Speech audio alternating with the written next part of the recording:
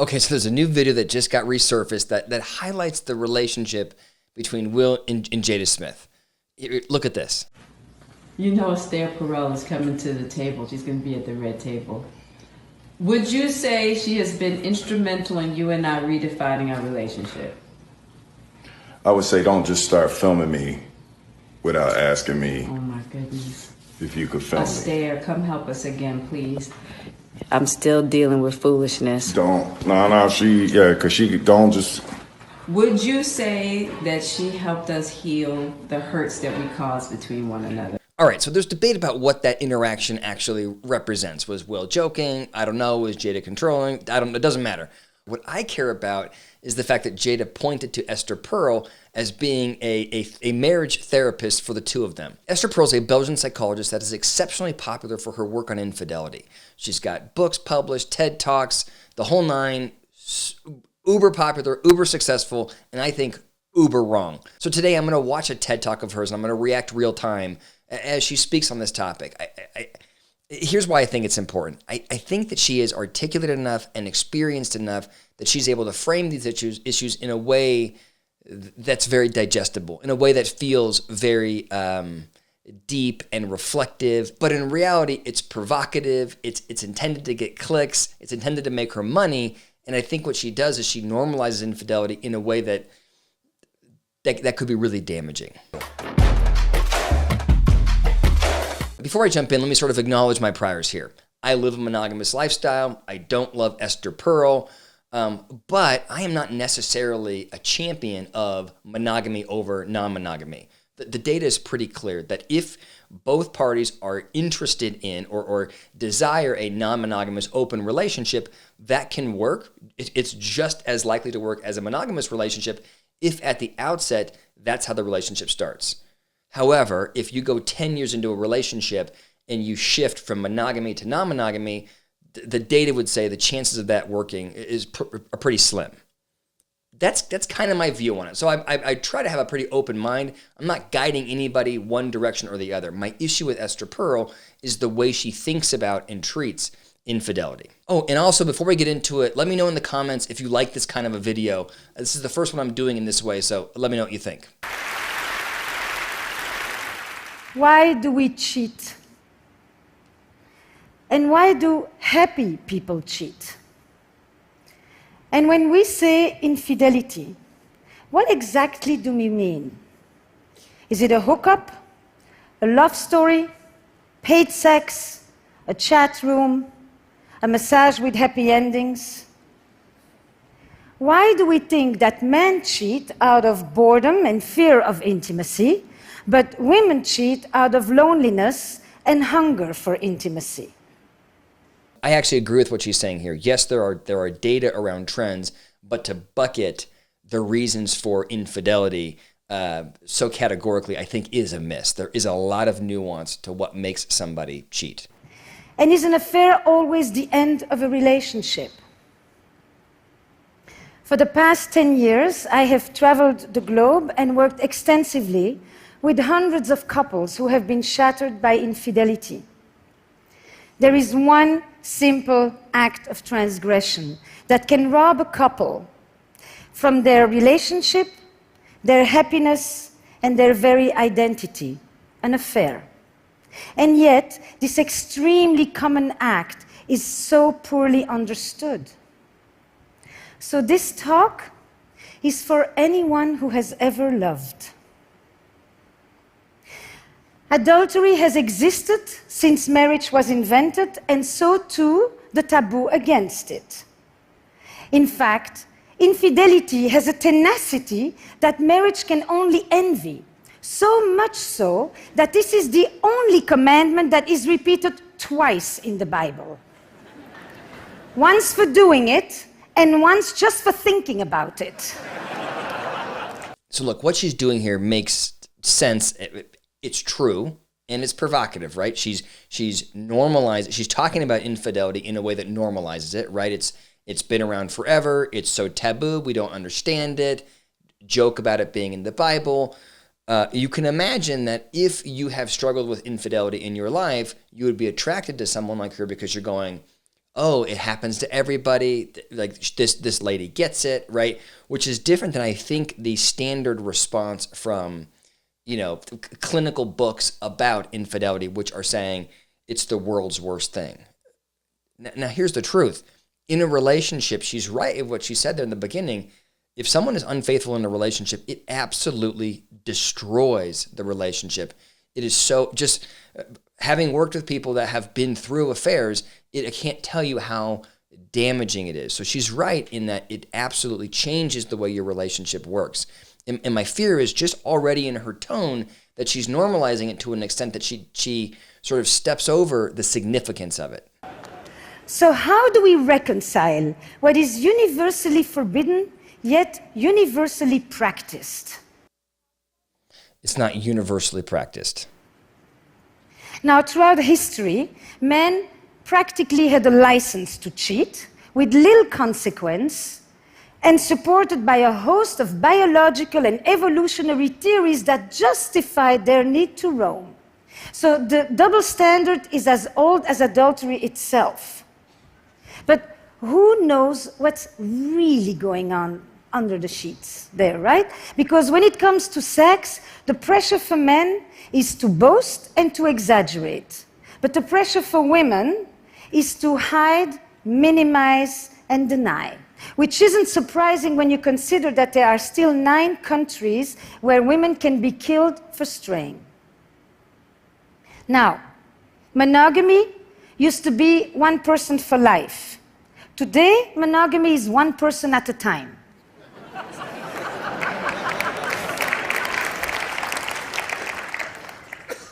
I mean, many of you probably have said, I am monogamous in all my relationships. So what's the message here, right? The message is everybody wants to stray and everybody does stray. It's ubiquitous, right? She's normalizing it to such an extent that I think she's missing reality. Not everybody strays. We used to marry and had sex for the first time, but now we marry and we stop having sex with others. The fact is that monogamy had nothing to do with love. Men relied on women's fidelity in order to know whose children these are and who gets the cows when I die. So think about that. What she's saying. She's saying back in the day, the only reason why people were faithful was so that they would know what kid was theirs. That's the whole foundation for monogamy. So why today do we need to be faithful, right? It's founded on this stupid idea that we can't track our kids. Now that we really can track what child is ours, why are we still being monogamous, right? She's intentionally undermining or devaluing the whole idea of monogamy. Now, everyone wants to know what percentage of people cheat. I've been asked that question since I arrived at this conference. It applies to you. But the definition of infidelity keeps on expanding. Sexting, watching porn, staying secretly active on dating apps. So because there is no universally agreed upon definition of what even constitutes an infidelity, estimates vary widely, from 26% to 75%. But on top of it, we are walking contradictions. So 95% of us will say that it is terribly wrong for our partner to lie about having an affair, but just about the same amount of us will say that that's exactly what we would do if we were having one. I hate that the audience is laughing there. Like, I feel like we have these sea otters in the crowd that are just clapping at everything without thinking about it. That's such a stupid statistic. If you ask people, is it bad to lie about having an affair? They are reacting to both the lie and the fact that somebody had the affair. So, of course, everybody is going to say, this is not a good idea. And then if you then ask that same group, would you lie if assuming you already did this bad thing, most people are saying yes. What she's not asking them is, would you have or have you had an affair? Because that number would be far smaller, right? This is a distortion of the statistics so that she can make this point that everybody agrees, that everybody hates affairs, but everybody does it when they don't. Now, I like this definition of an affair. It brings together the 3 key elements: a secretive relationship, which is the core structure of an affair, an emotional connection to one degree or another. I'm not sure I agree with that. If you go get a prostitute, I don't know that you have an emotional connection. And it's such a cop-out to say from one degree to another, right? Like, so I guess at some level, if you allow somebody else to exist next to you, there's some kind of emotional connection, but that's not the core of an affair. And a sexual alchemy. And alchemy is the key word here, because the erotic frisson is such that the kiss that you only imagine giving can be as powerful and as enchanting as hours of actual lovemaking. Stop it. Stop it, stop it, stop it, stop it. The idea that there is some data showing that imagining a kiss is as significant as going through and actually having sex with somebody is ridiculous. There's no data to support that. I don't know how you would do that study. And it's a ludicrous way of describing it, because what she's doing is essentially saying, hey, if you've thought about it, if it's crossed your mind out of your control, or met somebody at a hotel for the last 3 years that you're sleeping with, and it's all the same. The impact is the same psychologically. That's ridiculous. As Marcel Proust said, it's our imagination that is responsible for love, not the other person. So it's never been easier to cheat, and it's never been more difficult to keep a secret. And never has infidelity exacted such a psychological toll. When marriage was an economic enterprise, infidelity threatened our economic security. But now that marriage is a romantic arrangement, infidelity threatens our emotional security. Ironically, we used to turn to adultery. That was the space where we sought pure love. But now that we seek love in marriage, adultery destroys it. Whoa. I'm trying to track this. So she's going back into history and saying there was a time when we were married for economic reasons, so we would cheat on our spouses in search of love. Okay, I'm with you. But now that we actually marry the person that we love, adultery ruins it. And that is a weird conundrum that she's in, which feels, I don't know, like she's saying it in this really sort of slick, cool way, and everyone's like, oh yeah, that's ridiculous. It's not ridiculous at all. Now you marry the person that you love. So when you cheat on them, it really hurts. That's not mind-blowing. It proves that there's a significant relationship with your partner, and you better be really careful with how you treat them. This normalizing of, we used to be really cool with adultery, why are we misusing it now, is so ridiculous. And it's like, again, you have the audience there, it's like, oh yeah, that makes sense. We should really loosen up about this whole adultery thing. It's just so misguided. But she'll sell more books, I get whatever. Now, there are 3 ways that I think infidelity hurts differently today. We have a romantic ideal in which we turn to one person to fulfill an endless list of needs, to be my greatest lover, my best friend, the best parent, my trusted confidant, my emotional companion, my intellectual equal. And I am it. I'm chosen, I'm unique, I'm indispensable, I'm irreplaceable, I'm the one. And infidelity tells me I'm not. It is the ultimate betrayal. Infidelity shatters the grand ambition of love. But if throughout history, infidelity has always been painful, today it is often traumatic because it threatens our sense of self. Let me pause here. So this is at its core where I think Esther, not just in this TED Talk, but just in general, how in all of her books, how she describes a relationship that I think is a miss. What she is saying is we have all kinds of needs, right? We need to be friends with people. We need to be lovers with people. We need to be business partners with them. We need to have fun with them. We need to be serious. You have all of these roles that you play in life. And what she is essentially saying is you can't possibly get all of those needs met perfectly from one person. And so her argument is essentially you take care of yourself and find ways to get all of these needs met outside potentially of your relationship, right? So maybe with your spouse or partner, you're not going to have a lot of laughter. So it's okay to step out of the relationship and find somebody else that gives you that laughter. So in principle, I understand what she's saying. I think it's wrong because what she's essentially doing is she's focusing, and it just reminds me so much of the Will and Jada Smith relationship. When Will and Jada talk about the relationship, they always talk about us, or them as individuals. It's my job, Will, or it's my job, Jada, to show up fully in the relationship. Anything that I need to make myself happy, I will present that to my wife that I need that to be happy. Divorce is not an option. We're going to be together. So we're going to figure out how to be happy. I need to make myself happy so that I can be good in this relationship.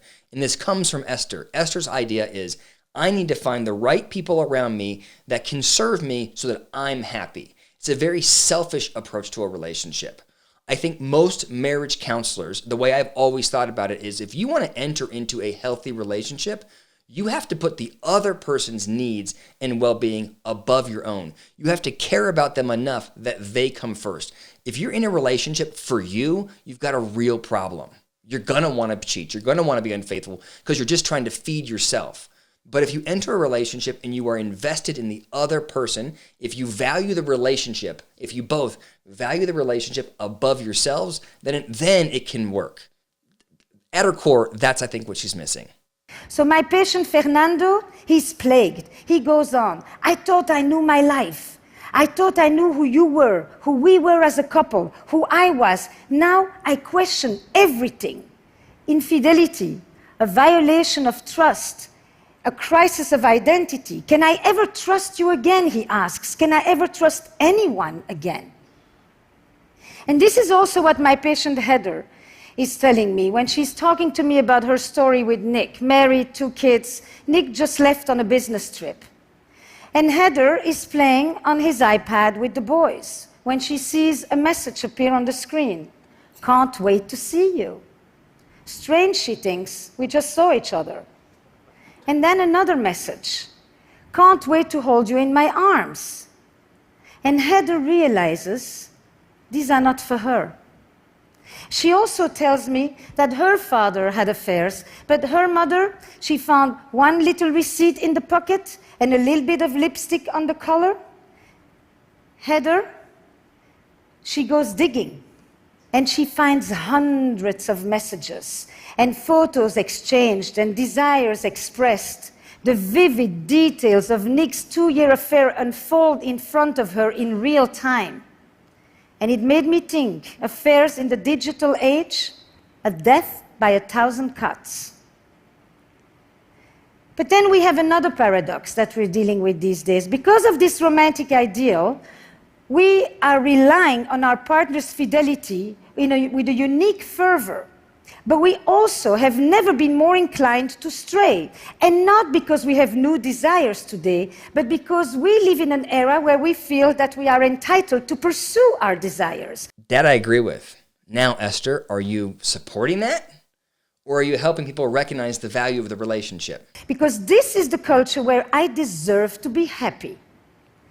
And if we used to divorce because we were unhappy, today we divorce because we could be happier. And if divorce carried all the shame, today, choosing to stay when you can leave is the new shame. So Heather, she can't talk to her friends because she's afraid that they will judge her for still loving Nick. And everywhere she turns, she gets the same advice. Leave him. Throw the dog on the curb. And if the situation was reversed, Nick would be in the same situation. Staying is the new shame. So if we can divorce, why do we still have affairs? Now, the typical assumption is that if someone cheats, either there's something wrong in your relationship or wrong with you. I agree. That is the assumption, and I agree that's the reality.